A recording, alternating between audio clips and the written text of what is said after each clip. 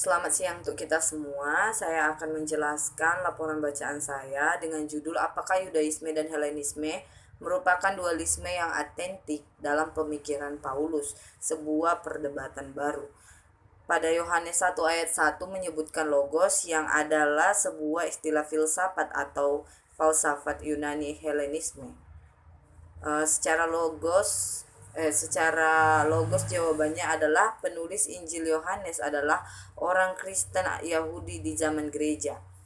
Injil-Injil adalah produk Yahudi yang bersih dari pengaruh luar. Meskipun istilah logos dari Yunani yang dipakai hanyalah bentuknya saja, pemaknaan tetap Yahudi.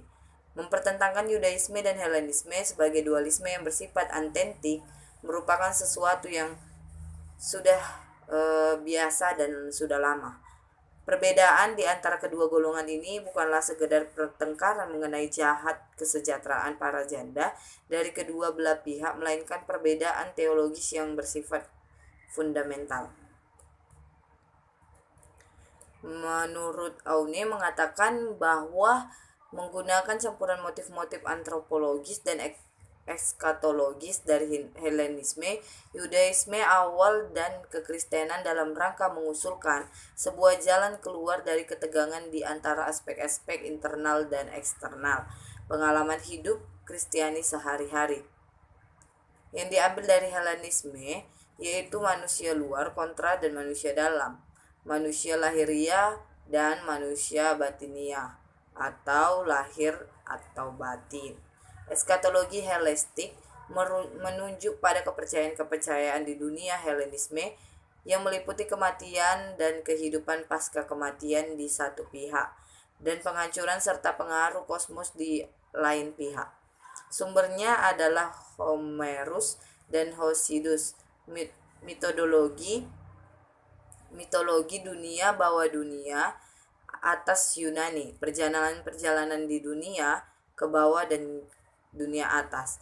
Spekulasi filsafat dari Plato terutama di Timaeus dan tradisi filsafat Helenisme, termasuk dalam eskatologi Helenistik, kepercayaan akan nasib orang per orang di dunia ini dan di seberang sana yang meliputi kematian, konsep-konsep yang bervariasi mengenai hidup sesudah kematian, dan keberadaan kekal dari batin manusia yang diistilahkan dengan jiwa atau akal. Dualismenya adalah perbedaan antara moralitas yang merupakan ciri khas manusia dan imoralitas yang merupakan ciri khas dewata. Meskipun pada waktunya adalah kemungkinan juga bagi manusia biasa untuk mencapai kehidupan bahagia sesudah mati. Peristiwa-peristiwa eskatologis seperti penganiayaan besar, parusia, kebangkitan, penghakiman terakhir mencakup individu tetapi dalam rangka komunitas Israel ataupun anak-anak terang, bahkan pengikut-pengikut Yesus. Padahal eskatologi Helenistik menyangkut nasib pribadi manusia, orang per orang. Aune juga mencatat berbagai pendekatan terhadap 2 Korintus 4 ayat 16 selama ini. Perikop ini menarik karena di sini pandangan eskatologis Paulus berbeda dengan pandangan di surat-surat yang lain. Misalnya di 1 Korintus 15 ayat 50 sampai 57.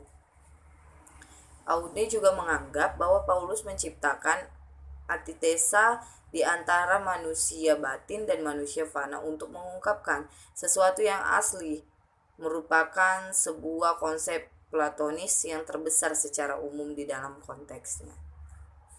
Tafsiran Aune memperlihatkan bahwa orang-orang percaya yang meninggal dunia menanggalkan tubuh fisiknya yang fana dan masuk ke dalam kediamannya yang baru di sorga bersama Tuhan Yesus.